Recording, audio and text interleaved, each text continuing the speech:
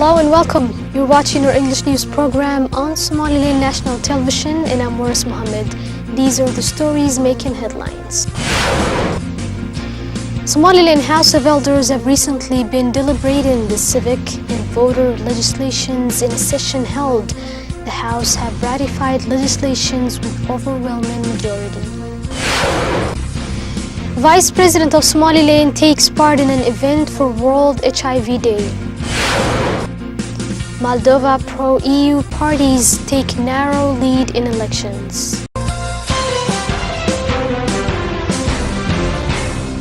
Somaliland House of Elders have recently been deliberating the civic and voter legislations in a session held. The House have ratified legislations with overwhelming majority. The session was chaired by the Speaker of the House of Elders, Salaban Mahmoud Aden, who informed parliamentarians to cast their nail votes to approve or disapprove these legislations. 50 parliamentarians were in attendance at the assembly. 41 of the parliamentarians approved the legislations. 8 parliamentarians refrained from voting, while the Speaker himself refrained from voting. And therefore the civic and voter legislations received overwhelming majority votes. The civic and voter registration laws received amendments and were presented by the House of Representatives. Vice President of Somaliland Abdurrahman Abdullah Ismail Sayli'i attended an event held to mark the World HIV Day in Somaliland.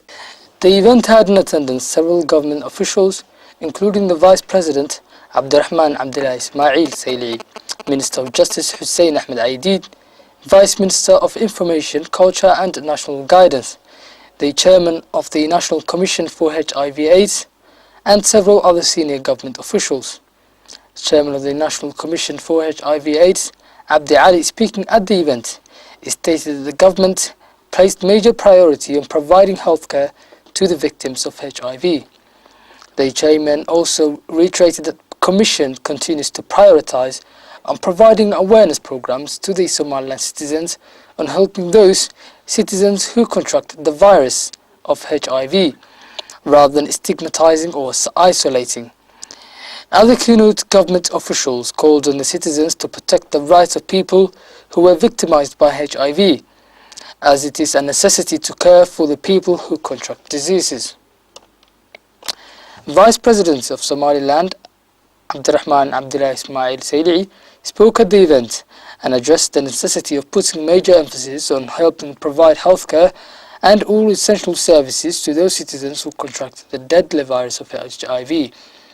Somaliland has been successful in its efforts aimed to reduce the spread of HIV, due primarily to awareness programs which have been undertaken by the government.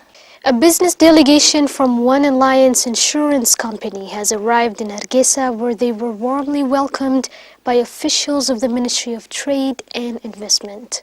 The Director of the Department of Investment for the Ministry of Trade and Investment, Mohammed Salaban Ilmi, speaking on the arrival of the business delegation, stated that the delegation has arrived in Somaliland to assess the situation in the country and whether the environment is conducive to investment. The director stated that Ministry of Trade assures welcome for all business giants and individuals pursuing investment in the private sector of Somaliland.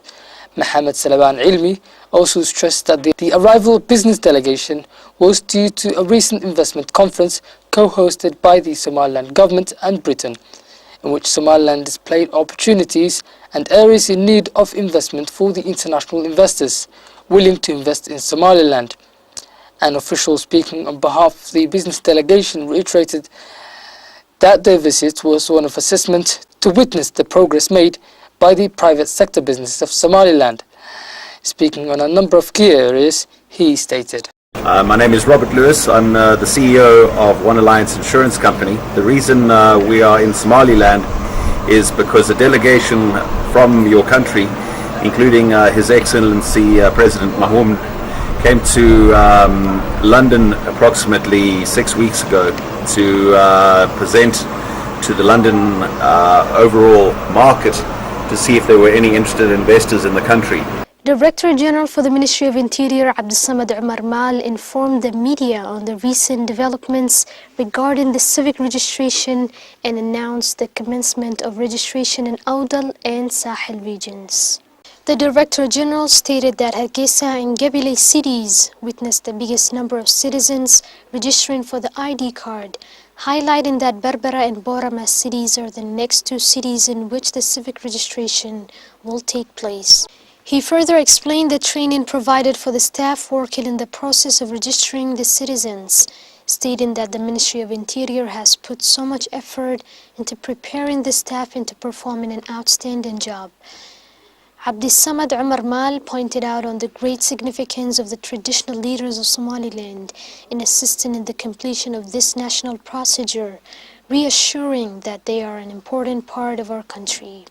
He conclusively praised the hard work of the staff and the committee responsible of the procedure of civic registration, and he urged the nation as a whole to take part in this developmental initiative. Sonio Youth Umbrella organized a meeting discussing the civic awareness and the youth participation in the society, and it was held in Las Anod district. The event had in attendance officials of the Ministry of Sports, representatives of Sonio Youth Umbrella, and a number of youth residing in Las Anod district. Abdul Qani Mahmoud, a representative of Sonio Youth Umbrella, spoke to the attendees on the importance of youth participation in the developmental movement of the country and stressed on the necessity of encouraging them to help progress this nation in the coming years. Also, officials from the Ministry of Sports praised the dedicated efforts of the umbrella in constantly guiding the young individuals of our society into forming a bigger understanding of their role in the country. In conclusion, participants expressed their ideas on ways of increasing youth engagement in the developmental activities and ways of further establishing a profound connection between the youth and their society. Mayor of Bon District, Muhammad Adan, in collaboration with the governmental officials, set the foundational stone of a new intermediate secondary school in that district. The startup funds of constructing this school came from funds raised by the residents of that district, where they urged the government of Somaliland to establish learning institutions in the district. Mayor of Bon spoke about the importance of education and the importance of having learning institutions for the children in the rural areas.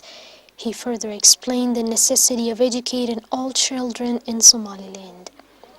The mayor pledged on behalf of the government to construct health facilities as well and other developmental projects in Bon District.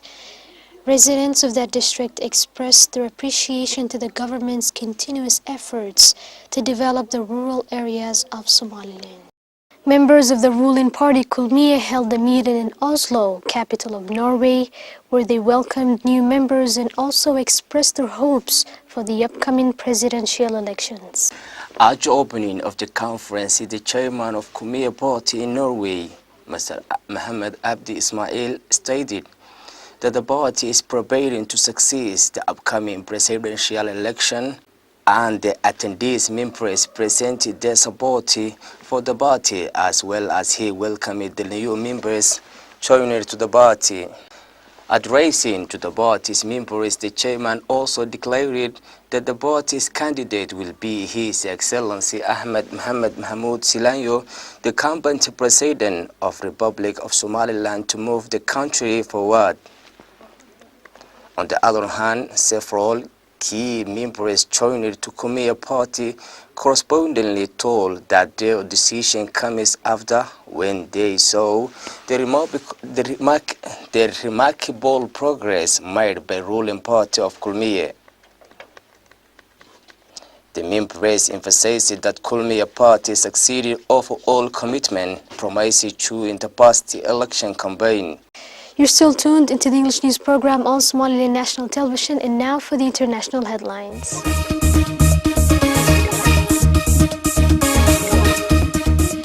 Hong Kong police and pro-democracy protesters clashed in the early hours of Monday in some of the most violent skirmishes seen in recent weeks. Police baton-charged and pepper-sprayed thousands of demonstrators who had been trying to encircle government buildings. Two student groups heading the campaign for free elections for the territory's next leader in 2017 have called on their supporters to escalate their action after 2 months of stalemate. The movement has threatened to become the biggest challenge to China's Communist Party since its 1989 crackdown on pro-democracy protests in Tiananmen Square in Beijing. Meanwhile, there has been a rise in tension between the UK and China over Hong Kong. A group of British MPs who were due to visit as part of an inquiry into relations between the UK and its former colony has been refused entry. A round of intensive political horse trading is on the cards following Moldova's parliamentary elections. No party appears able to form a government, although after a partial count, the three pro-EU parties do have a narrow lead over their pro-Moscow rivals. With nearly 80% of votes counted, the three pro-EU parties had around 44%, while the opposition had around 40%. The subsequent inevitable tough bargaining will be watched closely by Russia. Liberal Democrat leader Vlad Filat, whose party is the backbone of the pro-European coalition, had the following warning. It's necessary to arrange a post-electoral deal and to act very quickly, being conscious that even after the elections, pressure against Moldova will continue. It will consist of economic pressure, media pressure, meant to derail our country's European path. Moldova's pro-Moscow socialists have surprised many by emerging as the party in pole position, but it's unlikely to find sympathetic partners. The elections have taken place under the shadow of the Ukraine crisis, and although Moldova has signed an EU trade deal, it has been under Russian pressure to change course. And that's all the news we have for you. Thanks for watching, and goodbye.